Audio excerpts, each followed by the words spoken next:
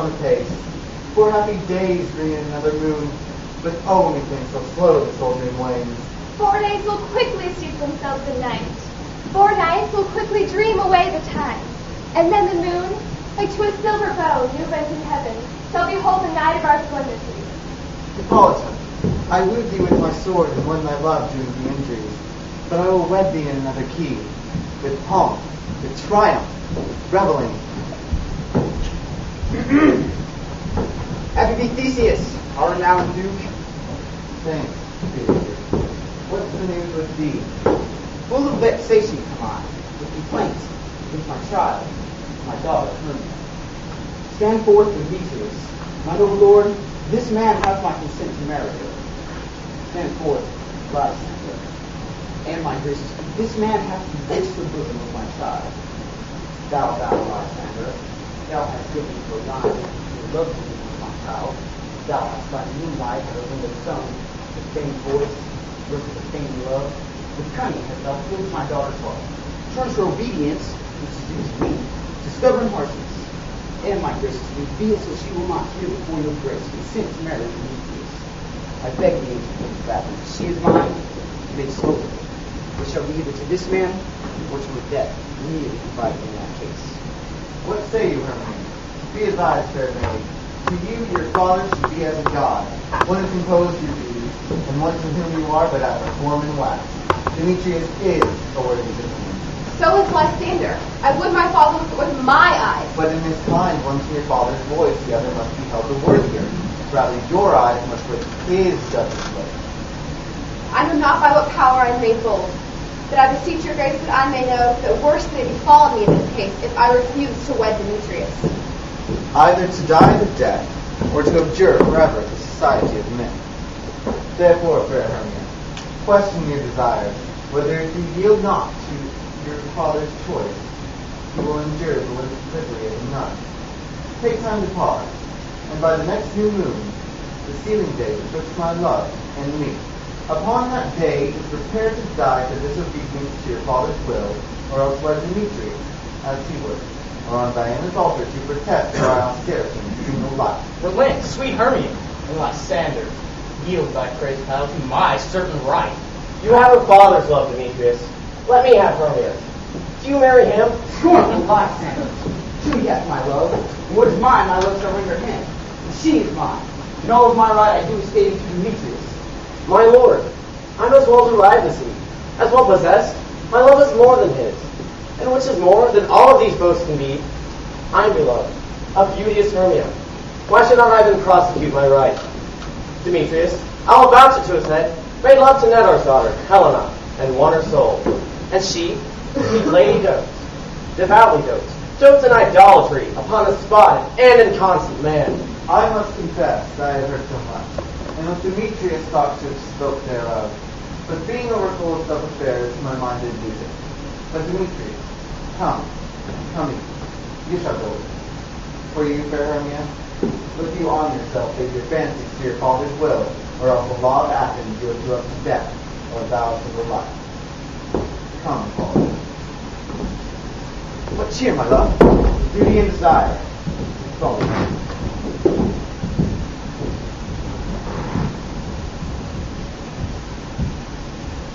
How now, my love?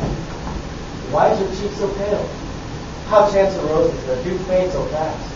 You lack for want of rain, which I could well detain them from the tempest of my eyes. Aye, me, for aught that I could ever read, could ever hear by tale or history, the course of true love never did run smooth.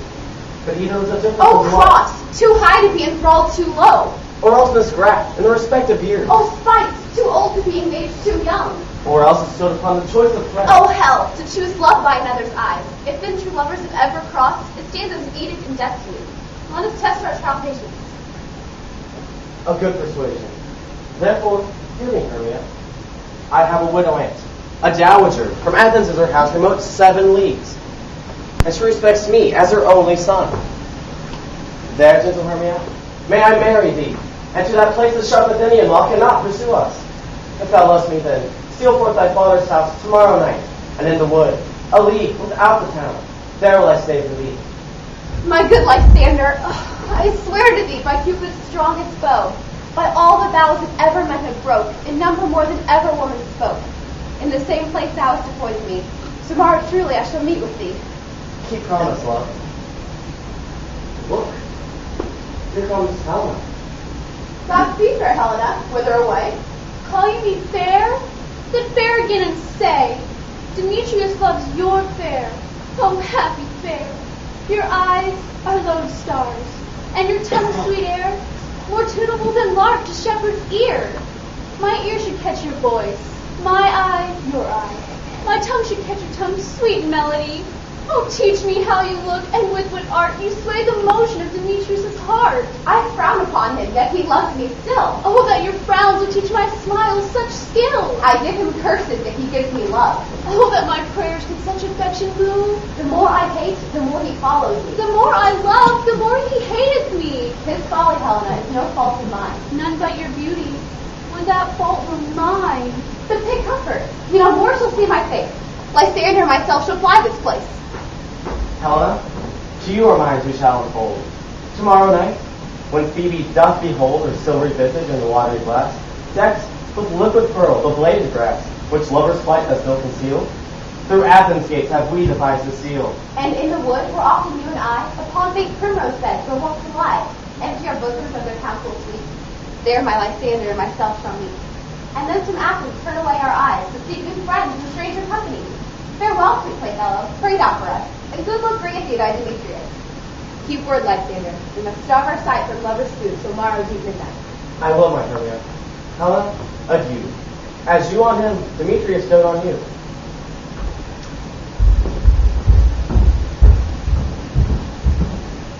Oh! How happy some or other some can be.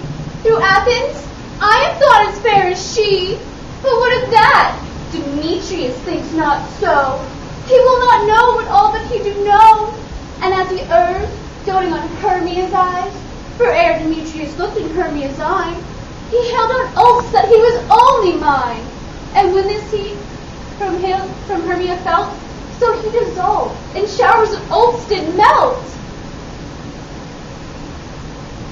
I will go tell him of fair Hermia's flight, and to the wood will he tomorrow night pursue her.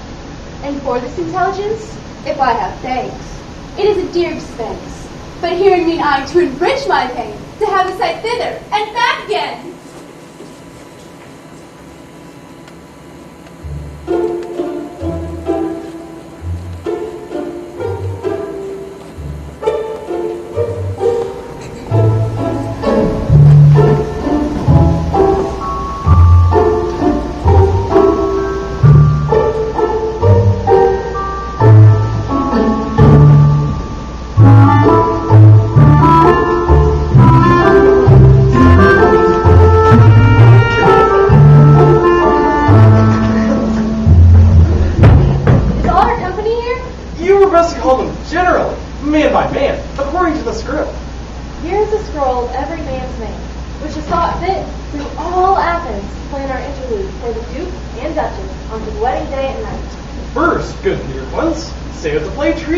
Then, read the names of the actors, and so grow to a point. Mary, our play is the most lamentable comedy and most cruel death of Pyramus and Theseus. A very good piece of work, I assure you, and a merry. Now, good Peter Quince, call forth your actors by the scroll. Masters, spread yourselves. Answer as I call you. Nick Bottom, Louisa. Ready. Name what part I am for, and proceed. You, Nick Bottom, are set down for Pyramus. What is Pyramus? A lover or a tyrant? A lover that kills himself most gallant for love. That will ask for some tears in the true performing of it. If I do it, let the audience look to their eyes. I will move storms. I will condole in some measure. The raging rocks and shivering shucks shall break the locks of prison gates, and Phoebus' car shall shine from far, and make and bar the foolish fates. Name the rest of the players. Francis Flute, gallows member. Here, Peter Quince. Flute, you must be Thisbe. What is Thisbe? A wandering knight? It is the lady that Pyramus must love. Nay, Faith, let me not play a woman. I have a beard coming. That's all one. You shall play at the mask, and you may speak as small as you will. And I may hide my face.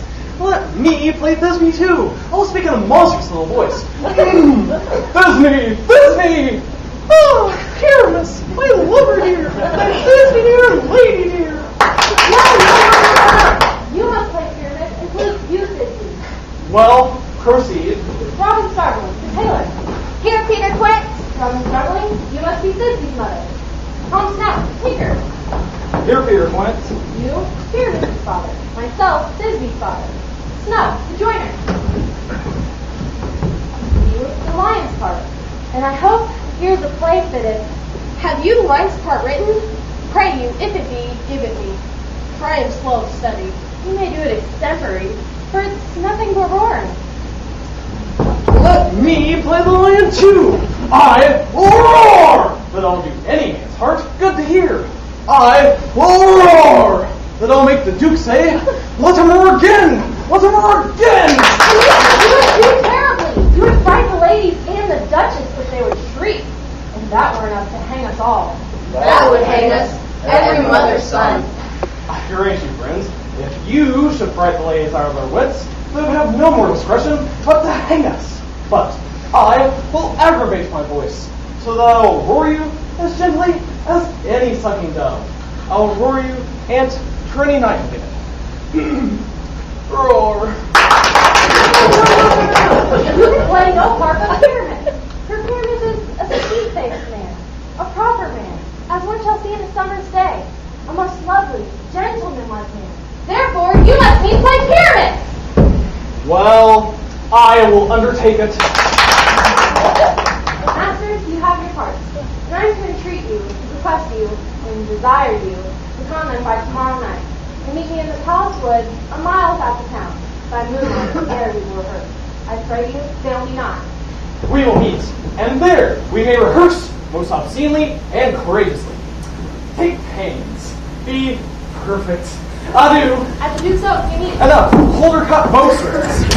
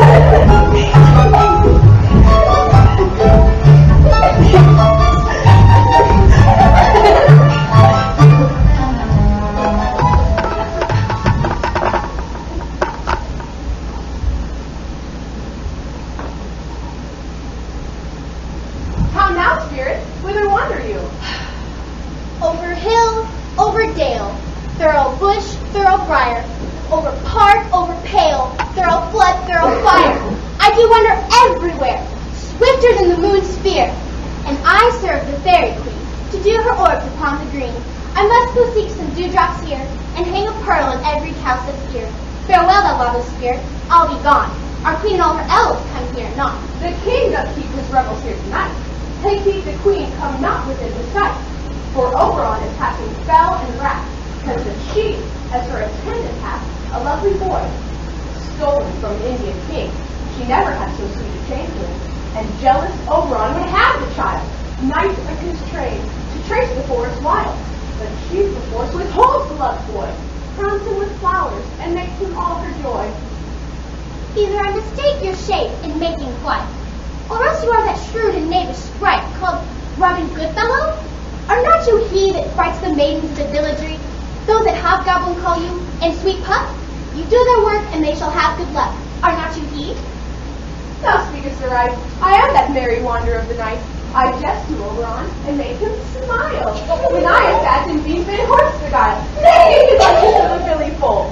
And sometimes lurk I in a gossip's bowl, in very likeness of a roasted crab. And when she drinks, against her lips I bob, and under her do have long ale. The wisest aunt, telling the saddest tale, sometimes my 3-foot stool mistakes me. Then slip I from her bust out couple cheeks. Here comes Oberon. And here my mistress would that he were gone.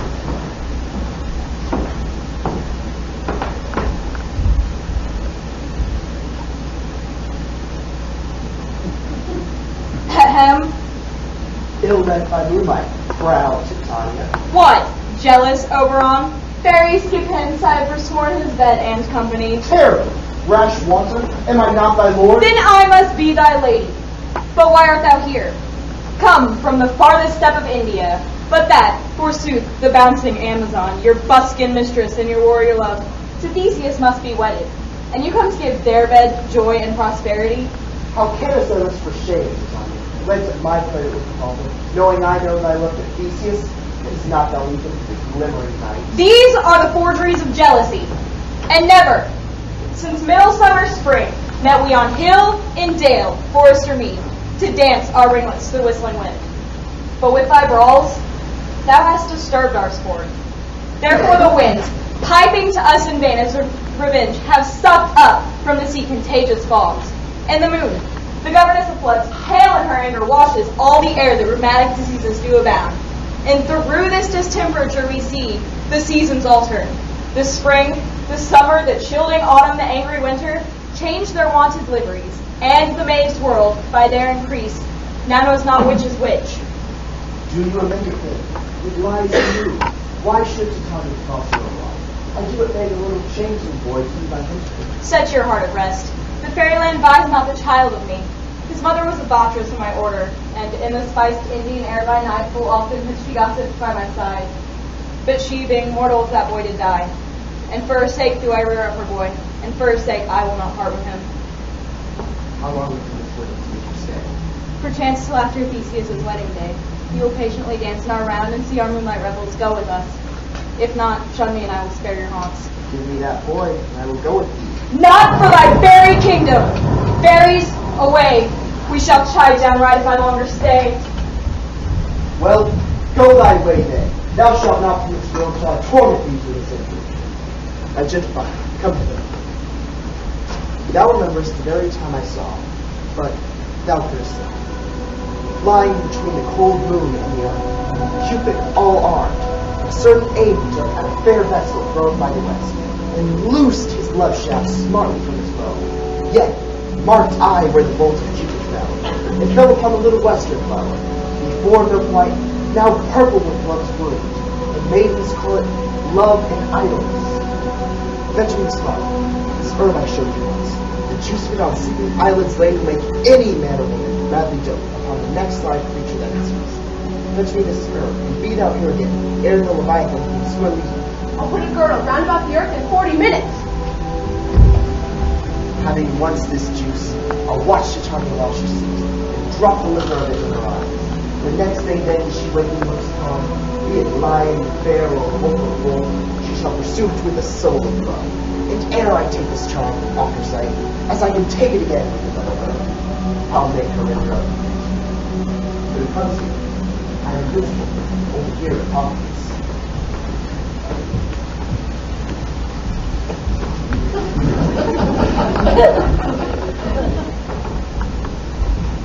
I love thee not, therefore pursue me not. Where is Lysander and fair Hermia? The one I'll slay, the other slayeth me. Thou toldest me they were stolen into this wood. Hence, get thee gone, follow me no more. You draw me, you hard-hearted adamant, yet you draw not iron, for my heart is true as steel. Do I entice you? Do I speak you fair? Or rather, do I not, plain as truth, tell you I do not, nor I cannot love you. And even for that do I love you the more. I am your spaniel. And Demetrius, the more you beat me, I will fawn on you, using it as your spaniel. Burn me, strike me, neglect me, leave me. Only give me leave, unworthy as I am, to follow you. What worser place can I beg of your love, and yet a place of high respect with me, than to be used as you use your dog? Tempt not too much with the hatred of my spirit, for I am sick when I do look on thee. And I am sick when I look not on you. Oh, run from me and hide me in the brakes, and leave thee to the mercy of the wild beast. The wildest have not such a heart as you. Apollo flies and Daphne knows the chase. The dove pursues the griffin. The mild hind makes speed to catch the tiger. Bootless speed when cowardice pursues and valor flies. Say thy question, let me go. Do not believe, if thou follow me, I shall do thee mischief in the wood. Aye, in the temple, the town, the field, you do me mischief. Fie, Demetrius, your wrongs do set a scandal on my sex. We cannot fight for love, as men may do. We should be wooed, and we're not made to woo. I'll follow you, and make a heaven of hell, to die upon the hands I love so well. Fare thee well, Nick. Ere you leave this room, thou shalt fly, and he shall seek thy love. Welcome, wanderer. Hast thou the flower there? Aye, there it is. I pray thee, give it me. I know a bank where the wild time blows. There sleeps Titania some time of night, lulled in these flowers with dances in the light. And with the juice of this, I'll streak her eyes, and make her full of hateful fantasies. Take thou some of them, and seek through this grove. A sweet Athenian lady is in love with a disdainful youth. Anoint his eyes, but do it when the next thing he espies may be the lady. Thou shalt know the man by the Athenian garments. Affected with some pain, that he may prove more fond on her than her upon her. And seest thou in your day, ere the first cock crow. You're not my word, you're Sir Hippolyta.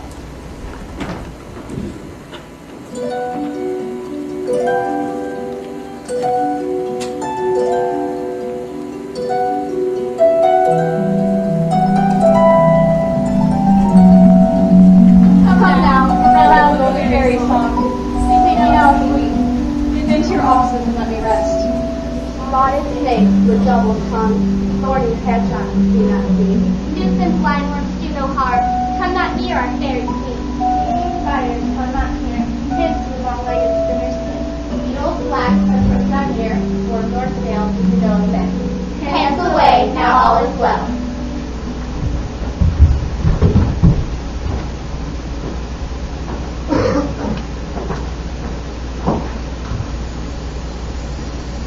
What thou seest renowned as a place, do it for thy true love take. Love and languish for a sake. Be it ounce or cash or bear, when thou wakest, it is thy dear. Wake with surprise, thank is to be there.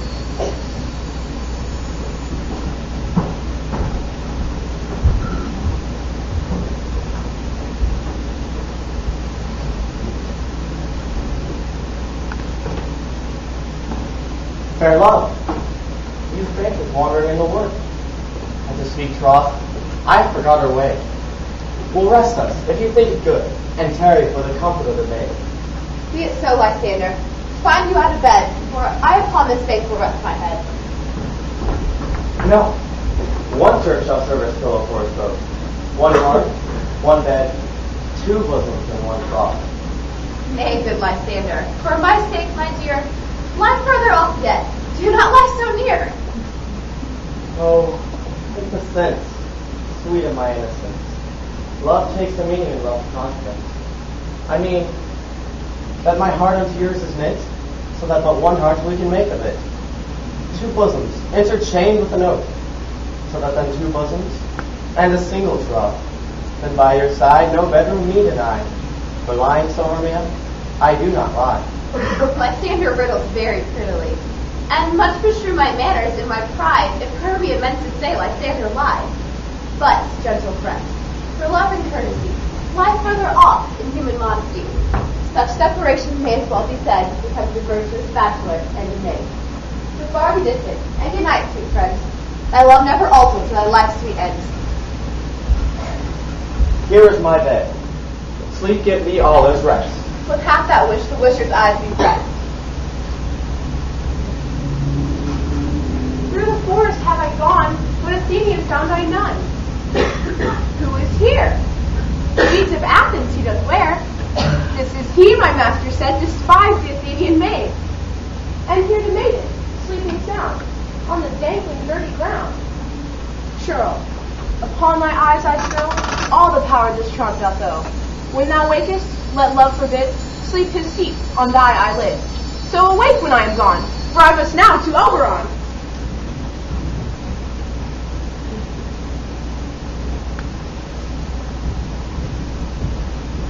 Stay, though thou kill me, sweet Demetrius. I charge thee hence, and do not haunt me thus. Oh, wilt thou darkly leave me? Do not so.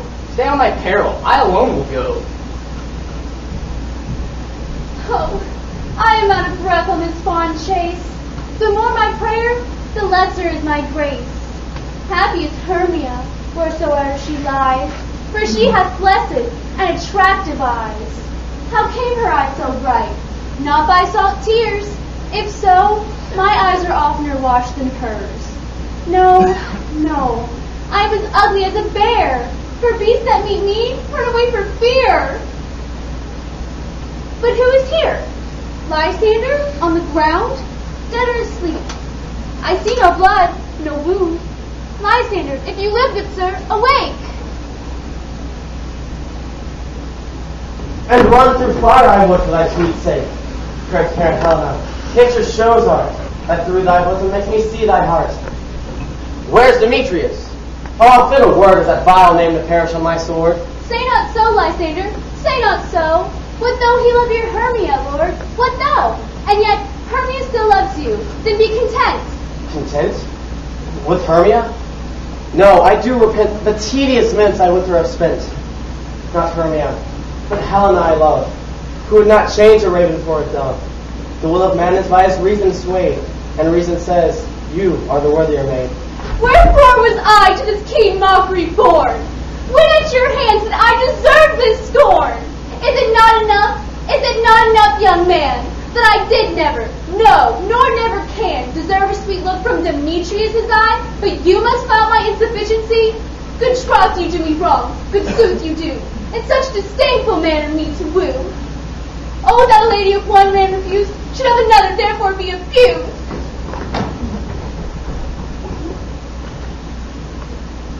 She sees not Hermia? Hermia, sleep thou there, and never mayest thou come Lysander near. For a serpent, of the sweetest things, to the deepest loathing my stomach brings. So thou, my serpent and my heresy, of all be hated, but the most of me. And all my powers, address your love and might, to honor Helen, and to be her knight. Ay me, for pity! What a dream was here! Lysander, look how I do quake with fear! Methought a serpent ate my heart away, and you sat smiling in his cruel prey. Lysander? What? Removed? Lysander! Lord! What? Out of hearing? Gone? No sound, no word? Alack! Speak, and if you hear, speak of all love! I swoon almost with fear. No? But I'll perceive you are not nigh. Either death or you I'll find immediately.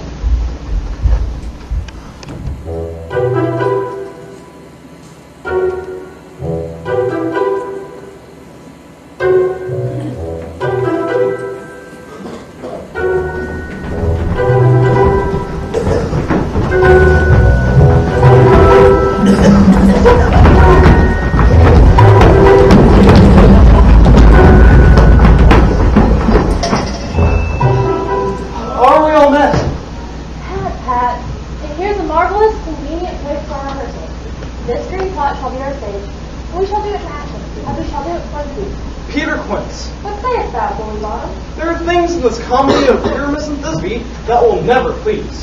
First, Pyramus must draw a sword to kill himself, which the ladies cannot hide. How answer you that? Fire Lakin, a perilous fear. I believe we must leave the killing out when all is done. None of it. I have a device to make all well. Write me a prologue, and what the prologue seems to say, we will do no harm on our swords, and that Pyramus is not killed indeed, and, for the more better assurance, tell them that I, Pyramus, not Pyramus, The bottom, the weaver. This will put them out of fear. Will not the ladies be afeard of the lion? I fear it, I promise you. Therefore, another prologue to say not the lion. A lion among ladies is a most dreadful thing. Nay, he himself must speak through, saying, "Fair ladies, I would entreat you not to fear, not to tremble. If I come hither as a lion, you are pity of my life. No, I am no such thing. I am a man, as other men are. And there indeed, let him name his name, and tell them plainly that he is Snug, the joiner." Well, it shall be so. But then there's two hard things. That is, to bring moonlight to the chamber. For you know, Pyramus and Theseus did meet by moonlight. Doth the moon shine that night we play our play? A calendar, a calendar. Look in the almanac. Why no moonshine? Why no moonshine? Yes, it's all shine at night. Why? Then may you leave a casement of the great chamber window where we played open, and the moon may shine in at the casement. Aye, or else one must come in with bushes of thorns and a lantern, and say he's to present the person to your son. But then there's another hard thing. We must have a wall in the great chamber, for you know Pyramus and Theseus such a story. They talk through chambers of wall. You can never bring in a wall. What say you, Bottom? Some man or other must present wall, and let him hold his fingers thus, and through that cranny shall Pyramus and Thisbe whisper. If that may be, then all is well. Come, sit down, every mother's son, and rehearse your parts. What hefty consequence have we swaggering here, so near the cradle of the fairy queen? What? A play force? I'll be an auditor, an actor too, perhaps, if I see cause. Speak, Pyramus. Thisbe, stand forth. Thisbe, the flowers of odious... Odorous! Odorous! Odorous, savor sweet. So hath thy breath, my dearest Thisbe dear. But hark, a voice. Stay thou but here a while, and by I will to thee appear. A stranger Pyramus than ever played here. Must I speak now? Aye, very must be. For you must know that he does such a hear noise in him, and is to come again. Most radiant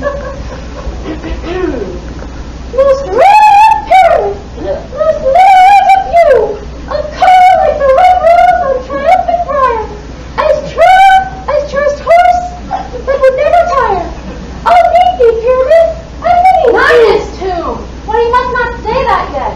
That you answer to Pyramus. You say all your parts at once, cues and all. Pyramus, enter, your cue is past. It is never tired. Oh. As true as horse, but yet would never tire. If I were fair Thisbe, I would only by. Oh! You're haunted! Cry, masters, fly! Masters, help! Why do they run away? This is a neighborhood. Make me a figure. Oh, Bottom, thou art changed. What do I see on thee? What do you see? You see an ass head of your own. You. Bless thee, Bottom, bless thee! Thou art translated! I see their knavery. Make an ass of me. Frighten me if they could, but I will not serve them this place. We'll walk up and down, and we'll sing, so that they will know I am not afraid. The also cock so black of hue with orange tawny bill. Oh! The throstle with his notes so true. The wren with little quill. Oh! What angel wakes me from my flowery bed? I pray thee, gentle mortal, sing again. Mine ear is much enamored of thy note, so is mine eye enthralled to thy shape, and thy fair virtues force for force doth move me. I'm accursed you to say, to swear, I love thee. Methinks, mistress, we shall have little reason for that. Yet, to speak the truth, reason and love keep little company together nowadays. Thou art as wise as thou art beautiful. No, not so neither. If I have enough wit to get me out of this wood, I have enough to serve mine own turn. Out of this wood do not desire to go. Thou shalt remain here, whether thou wilt or no. I am a spirit of no common rate. The summer still doth tend upon my state, and I do love thee. Therefore go with me. I'll give thee fairies to attend on thee, and I will purge thy mortal grossness, so that thou shalt like an airy spirit go. Peas blossom, cobweb, moth, and mustard seed. Ready, and I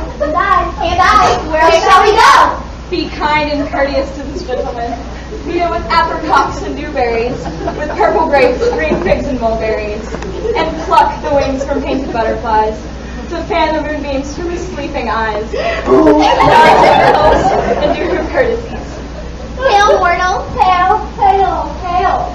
I cry your worship mercy. Hardly I beseech your worship's name. Cobweb? I shall desire you of more queens. Good master Cobweb. If I cut my finger, I shall make bold of you. Your name, honest gentleman. Peace Blossom. I pray you, commend me to Mistress Peascod, your mother, and the Master Peascod, your father. Your name, I beseech you, sir. Mustard seed. Good Master Mustard Teeth. I know your patience well. I promise you, your kindred hath made my eyes water now. Come, wait upon him, lead him to my bower. The moon, methinks, looks with a watery eye, and when she weeps every little flower lamenting some enforced chastity. Tie up my love's tongue, break him silently.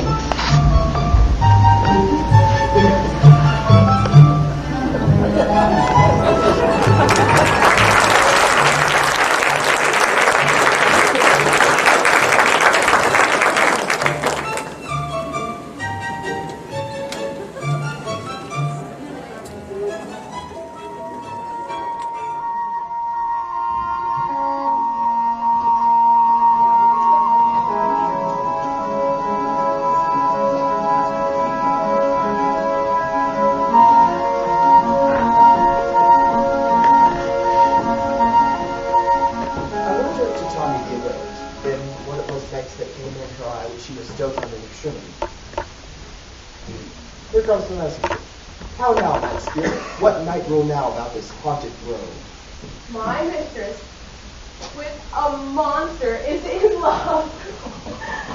Near to her close and consecrated bower, while she was in her dull and sleeping hour, a crew of patches, rude mechanicals, that work for bread upon a few stalls, were met together to rehearse a play, intended for great Theseus' nuptial day. The shallowest thick-skin of that barren sort, who pyramids presented in their sport, forsook his scene, and entered in a break. When I did him a disadvantage take, in Ass's knoll I fixed on his head. I led them on in this Shakespeare, and left sweet pyramids translated there. When, in that moment, so it came to pass, Titania waked, and straightway loved an ass. This is all sounds better than I devise. But I still yet latched the Athenian's eyes with the love juice as I did bid thee do. I took him sleeping, that is finished too, and the Athenian woman by his side, that when he waked, of course she must be I. So aside, this is the same thing. This is the woman, but not this the man.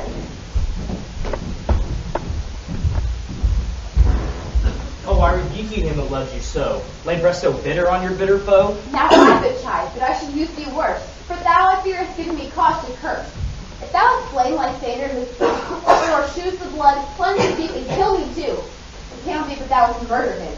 So should a murderer look, so dead, so grim. So should a murdered look, and so should I, pierce through the heart with your stern cruelty. What's this to my Lysander? Where is he? I, good Demetrius, wilt thou give him me? I really give his carcass to my hounds. Out, dog! Out, cur! Thou hast driven me past the bounds of maiden's patience. Hast thou slain him then? Him is never numbered among men. Spend your passion on a misprized mood. I'm not guilty of Lysander's blood, nor is he dead for all that I can tell. Tell me then that he is well. And what will I get there for? A privilege never to see me more. And from my hated presence part I so, see me no more. Be dead or no. There's no falling her in this fierce vein. Therefore, for a while, here I will remain. For sorrow's heaviness, both heavier grow. For death that bankrupt sleep doth sorrow owe. Within some slight measure, it will pay.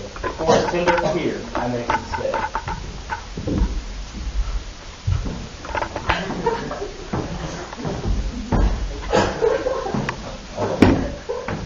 What hast thou done? Thou hast mistaken quite and laid the love juice on some true love sight. Go about the wood, go swift to the north, and Helena of Athens wilt thou find. All fancy sick she is, and with pale cheer, with signs of love that cost her fresh blood dear. By some illusion, see thou bring her here. I'll charm his eyes against you appear. I go. Look how I go. Swifter than arrow from the Tartar's bow. Flower of this purple dye, hid with Cupid's archery, sing an apple of his eye. When his love she doth espy, let her shine as gloriously as the Venus of the sky. When thou wakest, if she be by, beg of her for remedy. Captain of our fairy band, Helena is here at hand, and the youth mistook by me, pleading for a lover's feet. Shall we their fond pageant see? Lord, what fools these mortals be! Stand aside. The noise they make will cause Demetrius to awake. Then will two at once woo one. That must needs be sport alone, and these things do best please me that befall preposterously.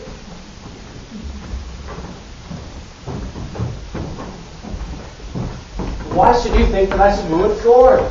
How can these things in me seem scorn to you, wearing the badge of faith to prove them true? You do advance your cunning more and more. When truth kills truth, oh devilish holy fray, these vows are Hermia's.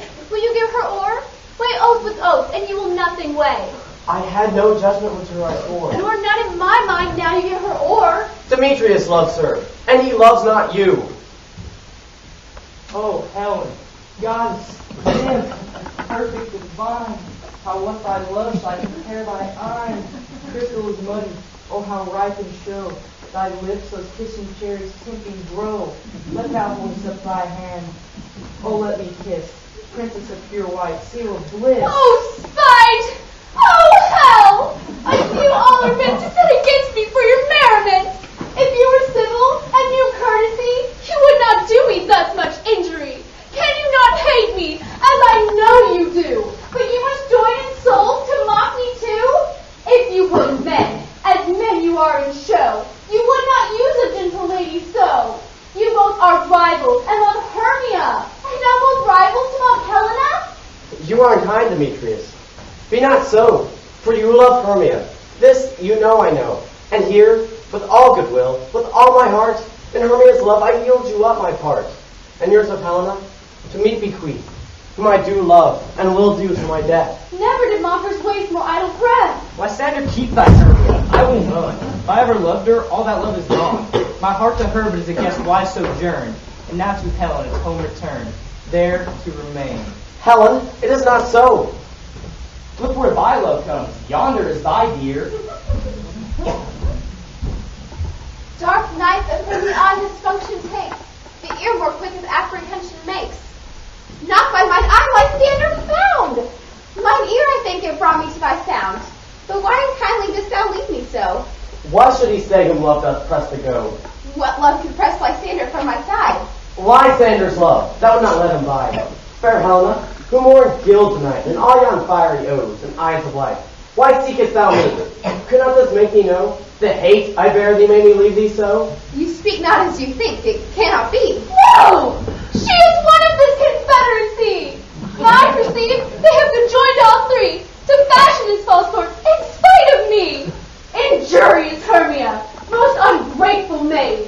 Have you conspired? Have you with thieves contrived to bait you to foul derision? Oh, with all forgot, old school days friendship, childhood innocence? I am amazed at your passionate words. I scorn you not. It seems that you scorn me. Have you not let Lysander, as you scorn, to follow me and praise my eyes and face, and make your other love, Demetrius, to call me goddess, nymph, divine, rare, precious, celestial? I understand not what you mean by this. I do. Perfect dazzle. Make mouths upon me when I turn my back. Wink at each other. Hold the sweet gemstone. A very well. Tis partly my own fault. Stay, gentle Helena. Hear my excuse. My love, my life, my soul, fair Helena. Oh, excellent. Sweet, do not scorn her so. If she cannot entreat, I can compel. Thou canst compel no more than she entreat. Helen, I love thee. By my life I do. By which I swear to lose for thee, to prove him false that says I love thee not. I say I love thee more than he can do. If thou says so, withdraw and prove it too. Away! Away! No, you must seem to break loose. Take on as you would follow, but yet come not. You are a tame man. Go! Hang off, thou cat! Thou bird vile thing that loose! Will shake thee from me like a serpent! Out, Lord Manson! Oh, hated potion hence! Hate me? Wherefore? Am I not Hermia? Are you not Lysander? I'm as fair as I was your while. Since night you left me, and since night you left me. Oh, how you left me, the gods forbid. Never shall ever did desire to see thee more. Therefore, be out of hope, of question, of doubt. Be certain, nothing truer. 'Tis no jest, that I do hate thee, and love Helena. Oh, me. You juggler, you paper blocker, you thief of love. Should you cut my nice soul while apart from him? Fine faith! Have you no modesty, no maiden shame, no touch of bashfulness? What? Will you tear impatient answers from my gentle tongue? Fie! Fie, you counterfeit! You puppet, you! Puppet? Why so? How low am I, thou panting maypole? Speak! How low am I? I am not yet so low, but my nails could scratch into thine eye. I pray you, though you mock me, gentlemen, let her not hurt me. I have no gift at all in shrewdness. I am a right mate for my cowardice. You perhaps may think that because she is something lower than myself, that I can match her. Lower, hark again! To Athens will I bear my folly back, and follow you no further. Why be you gone? Who is it that hinders you? A foolish heart that I leave here behind. What, with Lysander? With Demetrius! Be not afraid, Helena. She shall not harm thee. No, sir, she shall not. Now you take her part. Oh, when she is angry, she is keen and shrewd. She was a vixen when she went to school, and though she be but little, she is fierce. Little, again, nothing but low and little. Why do you suffer her to flaunt me thus? Let me come to her. Now follow, if thou darest. To try is right, if thine or mine is most in Helena. Follow, I'll go with thee, cheek by jaw. You, mistress, this will is not with you. May you come back now. I do not trust you, I no longer stay in your cursed company. Your hands and mine are quicker for prey. My legs are long enough to run away. I'm amazed and know not what to say.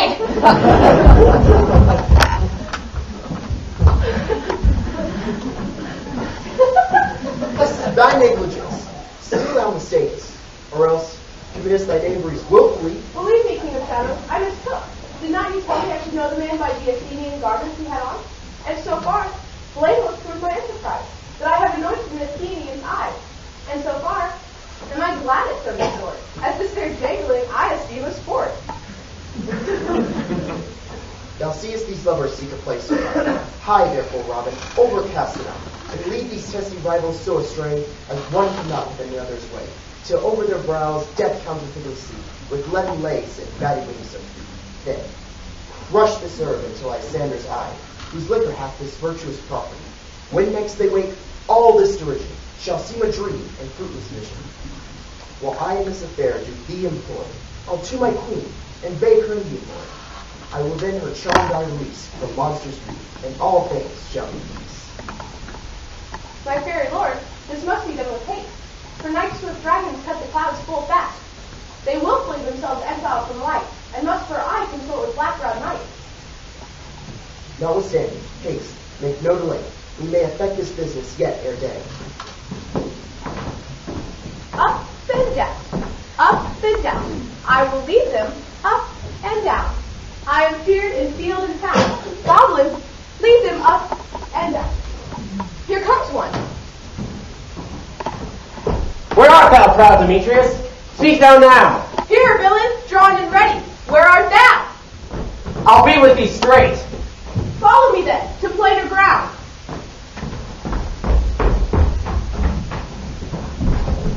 Lysander, speak again, thou runaway, thou coward. Art thou fled? Speak in some bush. Where dost thou hide thy head? Thou coward, art thou bragging to the stars, telling the bushes that thou lookest for wars? Art thou there? Follow my voice. We'll try no manhood here.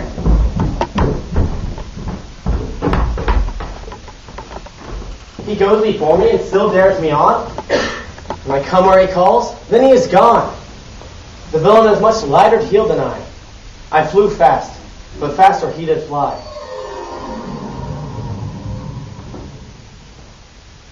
That fallen am I in dark uneven way. Here will rest me. Come, thou gentle day, for but once thy show me thy great light, I'll find Demetrius and revenge the spite. Ho, ho, ho, coward! Why comest thou not? Where art thou now? Come hither, I am here. Nay, then thou mockest me. Thou shalt buy this dear, if I shall make their tither. Now, for sorrow's death, their sleep, bankrupt, oh.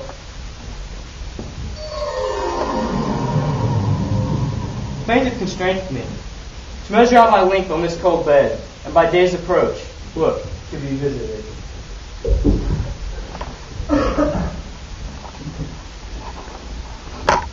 Oh, weary night! Oh, long and tedious night, abate thy hours! Shine comforts from the east, that I may back to Athens by daylight, from these that my poor company detest.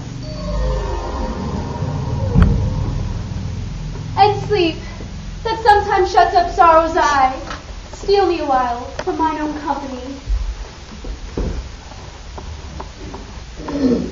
Yet but 3? Come one more. 2 of both kinds makes up 4.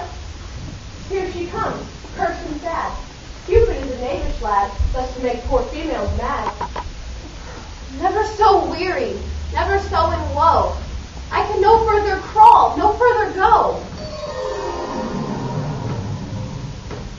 Here I'll rest thee till the break of day. Heaven shield Lysander if they meet a fray.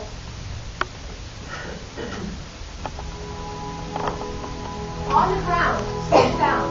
I'll apply to your eyes, says the lover, remedy. When thou wakest, thou takest true light in the sight of thy former lady's eye. And in your waking shall be shown, Jack shall have Jill, naught shall go ill, the man shall have his Marian, and all shall be well.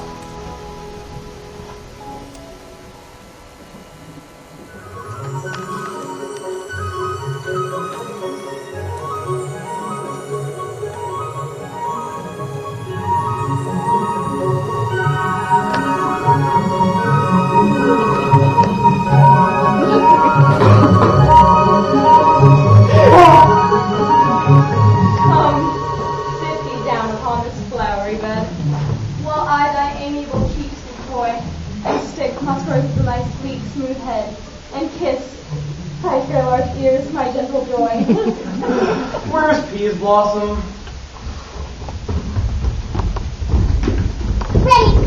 Ready. Scratch my head, Peas Blossom.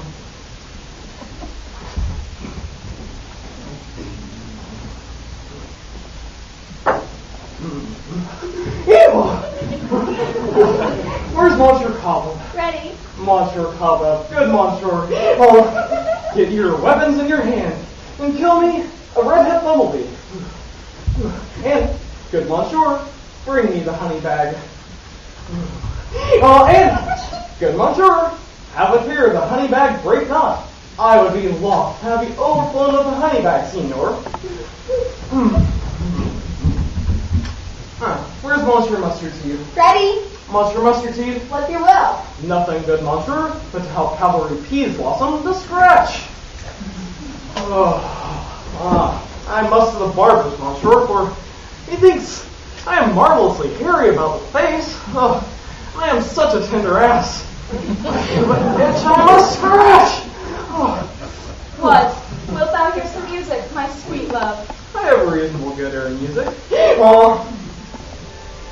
Or say, sweet love, what thou desirest to eat? Surely I could munch your good dry oats. Or, methinks I have a great desire to a bottle of hay, a good hay, sweet hay, hath no fellow. I have a venturous fairy that shall seek the squirrel's hoard and fetch thee new nuts. Methinks I'd rather have a handful or 2 of dried peas. But let none of your people stir me, for I have an exposition of sleep upon me. Weep thou, and I will wind thee in my arms. Fairies be gone, be always away. Oh, how I love thee, how I dote on thee.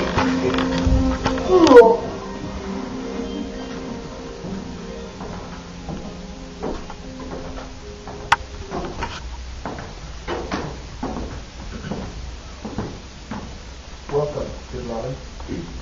Seest thou this sweet sight? The dotage now I do begin to pity. When I had at my pleasure taunted her, and she in mild tones spake my patience, I bade it ask for her change in the fellow, which straight she gave me, and the fairy said to bear the boy to my bower and fettered me. I will now remove this hateful imperfection of her eyes. And, Gentleman, take this transformed scalp from off the head of this Athenian swain, that he waking in the other 2, they all to Athens back into the camp, and think no more of this night's actions as a fierce vexation of a dream. But first, I will release the third. Seest thou as one to be, seest thou as one to see. Diane's bud over Cupid's flower, hath such force and blessed power. Now, my Titania, wake me, my sweet queen. My Oberon, what visions have I seen? Methought I was enamored of an ass. There lies the wrong. How came these things to pass? Oh, how mine eyes do loathe his visage now. Silence, smile. Robin, take off this head. Titania, music call, and strike more dead than come to sleep of all these fine senses. Music, oh music, such as charmeth sleep. Now when thou wakest, with thine own fool's eyes speak. Fairy king, attend and mark. I do hear the morning lark. Come, my lord, and in our flight, tell me how it came this night, that I, sleeping here, was found, with these mortals on the ground.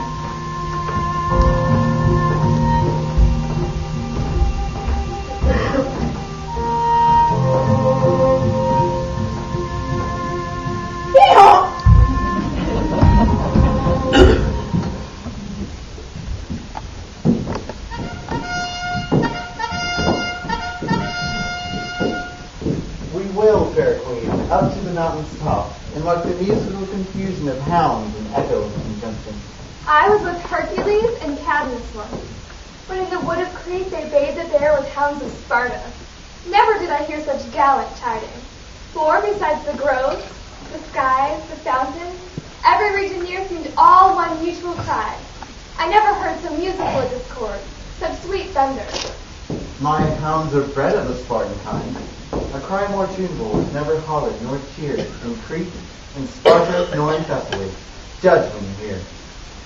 My lord, this is my daughter lying here asleep. And this Lysander. And this Demetrius is. And this Helena. The old men are Helena. I wonder if they're being here together. But speak, Egeus, is not this the day that Hermia should give answer of her choice? It is, my lord.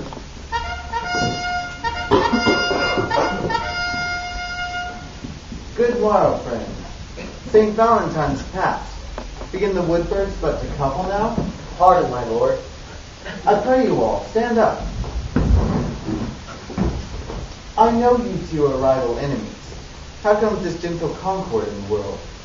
My lord, I shall reply amazedly. Half sleep, half waking, but as yet I swear I cannot truly say how I came here. But as I think, for truly would I speak. Now I do bethink me so it is, that I came with Hermia hither. Our intent was to be gone from Athens, where we might, without the peril of the Athenian law. Enough, enough, my lord. You have enough. I beg the law. The law upon his head. They would have flown away. They would. Demetrius, who defeated both you and me. My lord, fair Helen told me of their stealth, of this their purpose, hither to this place, and I in fury hither followed them, and Helena in fancy following me. But, my good lord, I woke not by what power, but by some power it is. My love to Hermia melted as the snow. I was betrothed if I ever saw her. Like a sickness, I did loathe this food. Now I do wish it, love it, long for it, will forevermore be true to it. Lovers who are fortunately met. Of this discourse we more will hear anon. Egeus, I will overbear your will. For the temple, by and by with us, these couples shall eternally be knit. Away with us to Athens, 3 and 3. We'll hold a feast in great solemnity. Come, Hippolyta. These things seem small and undistinguishable, like far-off mountains turned to clouds. Methinks I see things with parted eye, when everything seems double. So methinks. And I found Demetrius like a jewel, mine own and not mine own. It seems that yet we sleep, we dream. Do you not think the Duke was here and bid us follow him? Yea, and my father. And Hippolyta. And he did bid us follow to the temple. Why then we are awake? Let us follow him, and by the way, recount our dreams.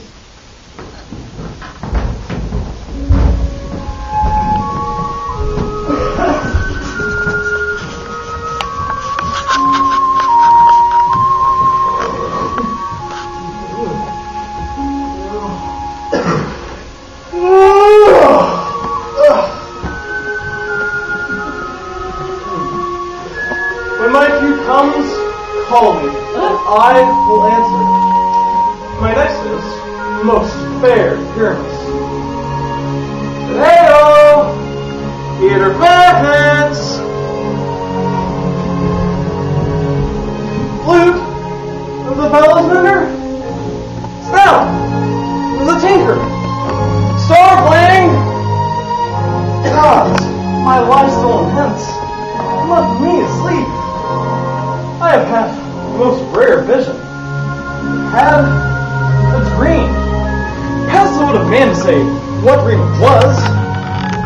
Man was but an ass, if you go by the experiment stream. Thought I was, and he thought I had. Oh, the eye of man hath not heard, the ear of man hath not seen. Man's hand is not able to taste, his tongue to conceive, nor his heart to report what my dream was. I will have Peter Quince write me a ballad of this dream. This will be called Bottom String, because it hath no bottom, and I will sing it in the latter end of a play before the Duke.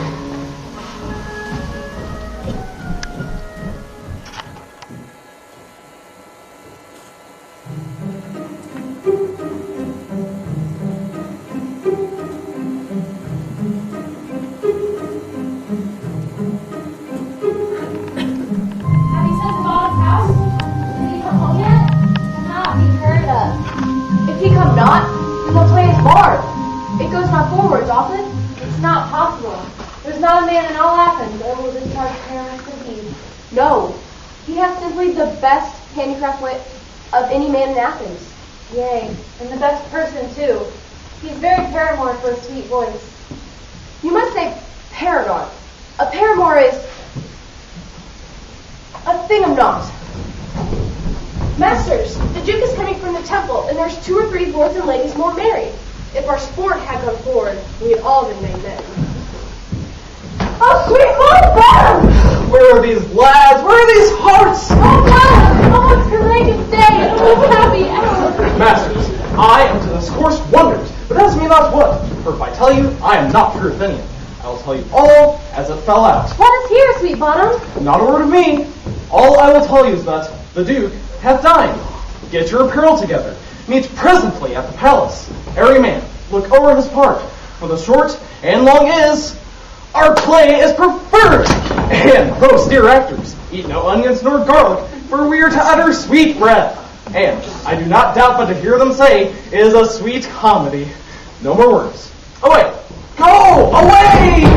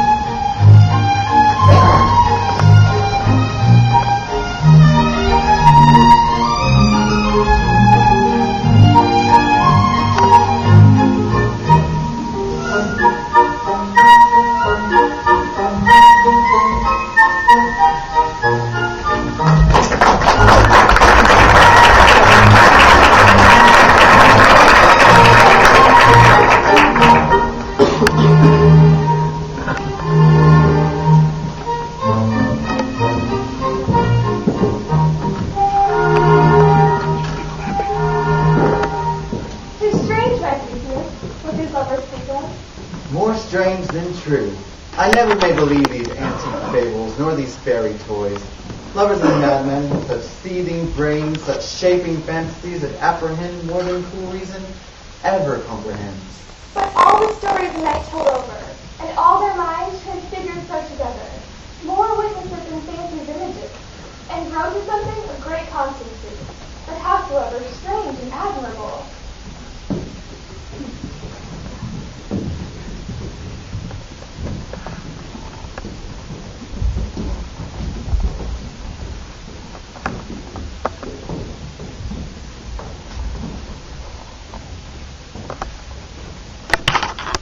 Here are the lovers full of joy and mirth.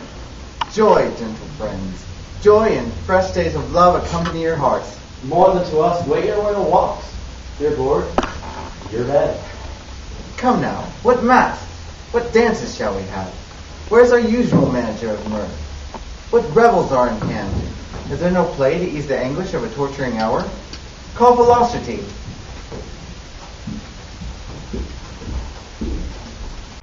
Dear mighty Theseus, Say, what abridgment have you for this evening?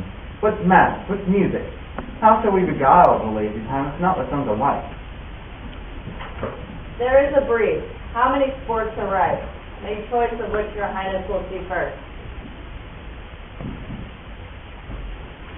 A tedious, brief scene of young Pyramus and his love Theseus. Very tragical mirth. Merry and tragical. Tedious and brief. This is hot ice and wondrous strange snow. How shall we find the concord of this discord? A play there is, my noble lord, some 10 words long, which is as brief as I have ever known a play, but by 10 words, my lord, it is too long. And tragical it is, my lord, which makes it tedious, for in all the play there is not one word apt, one player fitted. And tragical it is, my noble lord, for Pyramus therein doth kill himself, which when I saw rehearsed, I must confess, made mine eyes water, but with more merry tears. The passion of loud laughter never shed. And we will hear it. No, my noble lord, it is not for you. I've heard it over, and it is nothing in the world. I will hear that play, for never anything can be amiss when simpleness and duty hinder it. Go, bring them in, and take your places, ladies.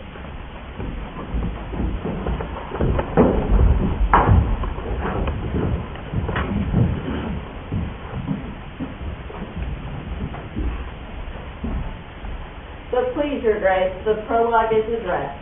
Let him approach.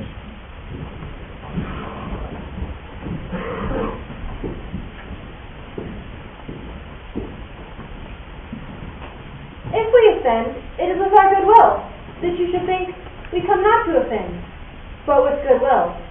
To show our simple skill, that is the true beginning of our end. The actors are at hand, and by their show you shall know all that you are like to know.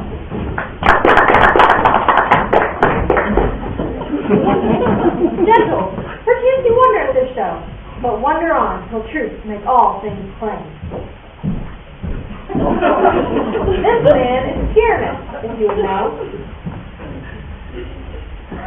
This beauteous lady, Pyramus, is first.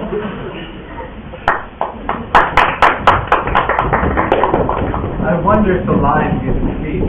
No wonder, one lion may with many asses do. In this same interlude it doth befall, that I am that same wall. Truth is so, and I'm that same wall. And this cranny is, right and sinister, through which the fearful lovers are to whisper. We do desire lion and hare to speak better. This is the wittiest partition that I ever heard discourse, my lord. Pyramus draws to the wall. Silence. Oh, grim, look at night! Oh, night, its hue so black! Oh, night, which ever art when day is not! Oh, night! Alack, alack, alack! I fear my Thisbe's promises forgot. And thou, oh wall, oh sweet, oh lovely wall, that standeth between her father's ground and mine. And thou, oh wall, oh sweet, oh lovely wall, only thy chink hath blinked through mine eye. Thanks, courteous wall, Jove shield thee welcome. What's the the ice. No Thisbe do I see. Oh, thou wicked wall, through whom I see no bliss. Cursed he thy stones for thus deceiving me. The wall methinks being sensible should curse again. No, in truth, sir, he should not. Deceiving me is Thisbe's cue. She is to enter out, and I am the spider through the wall.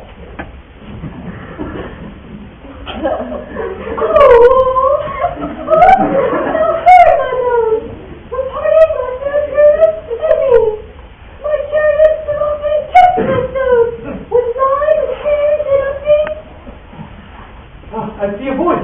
Now lies to the chink. And I can hear my Thisbe's face. Thisbe!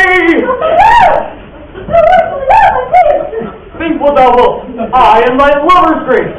Oh, kiss me through the holes of vile walls.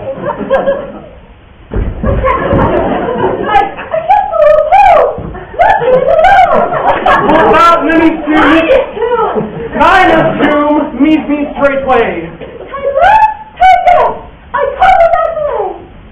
And thus I, wall, my part discharged so, and being done, away this wall doth go. Now is the mural down between the two neighbors. No remedy, my lord. When walls are so willful to hear without warning. This is the silliest stuff that I ever heard. The best in is kind of but shadows, and the worst are no worse, if imagination am in them. It must be your imagination then, and not theirs. If we imagine no more of them than they of themselves, they may pass as excellent men. Here come two noble beasts then, a man and a lion.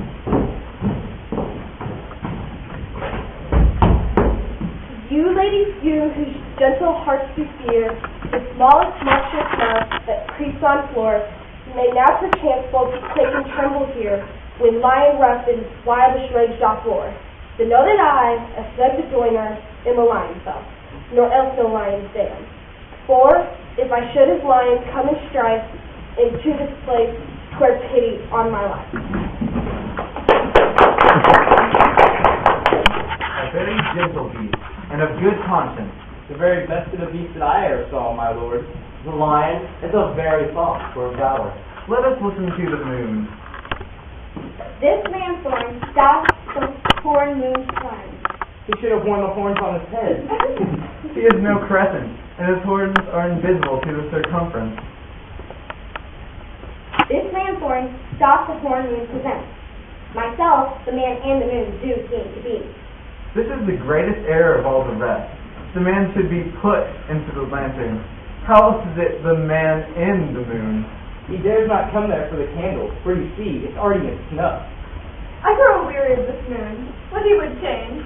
It appears by a small-eyed discretion that he is in length, but in courtesy and all reason we must save the time. Proceed, moon. All that I have to say to you is that this man's horn is the moon. I, the man in the moon.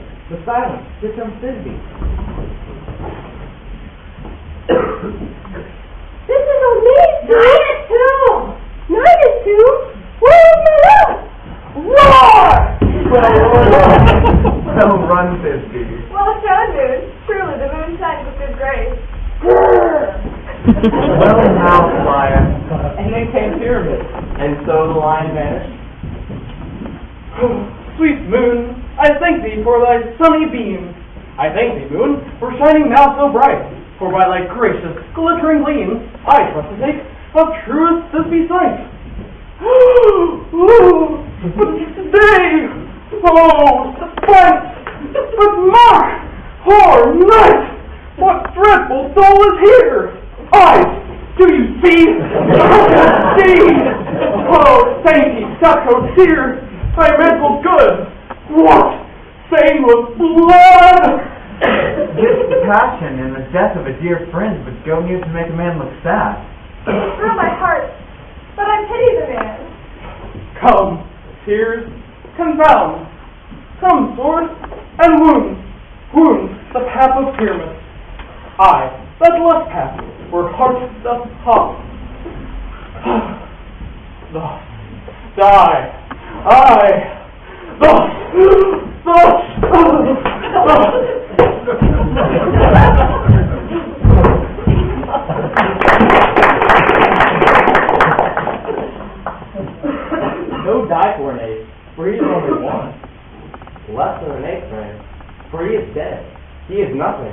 With the help of a surgeon, he may yet recover, and yet prove an ass. How do you explain that has gone before Thisbe comes back and finds her lover? She will find him by starlight. Here she comes, and her passion ends the play. Methinks this is not even long one for such a pyramid. I hope she will be brief. She hath already espied him with those sweet eyes. Thus she moans, the title says.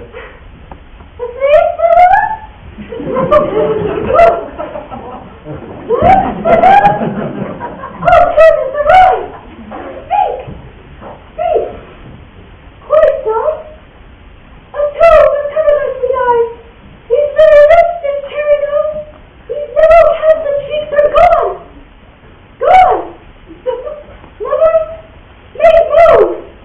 His eyes were great as leaks. Oh, sisters, very come! Come to me! Come to me, sword!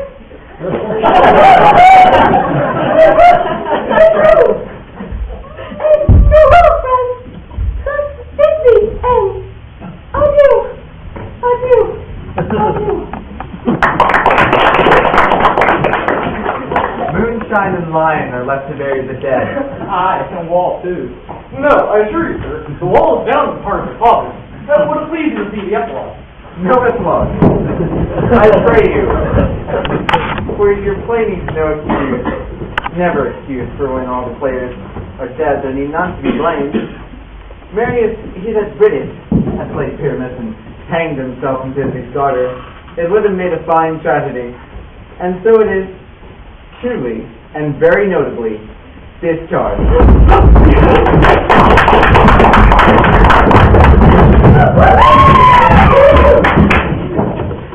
The iron time of midnight hath tolled 12. Lovers to bed. 'Tis almost fairy time. A night hold we in this solemnity, a nightly revel, the new jollity.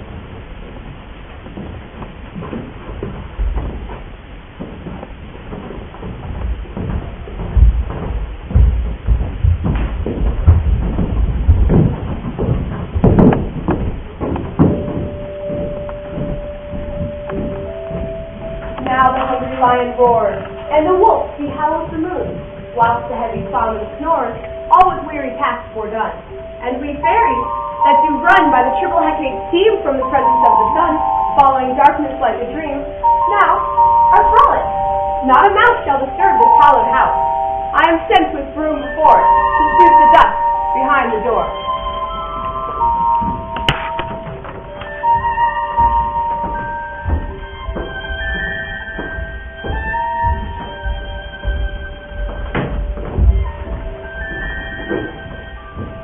Through the house gives glimmering light, by the dead and drowsy fire. Every elf is fairy sprite, haunted by its birth and briar. First, rehearse your song by rote. To each word, O warbling note, hand in hand with fairy grace, will we sing and bless this place.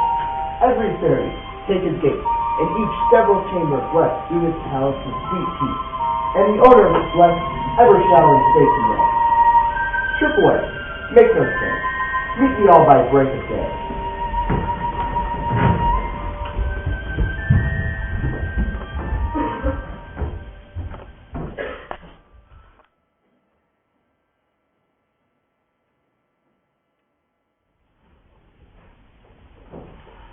If we shadows have ascended, think but this, and all is mended, that you have but slumbered here, while these visions did appear.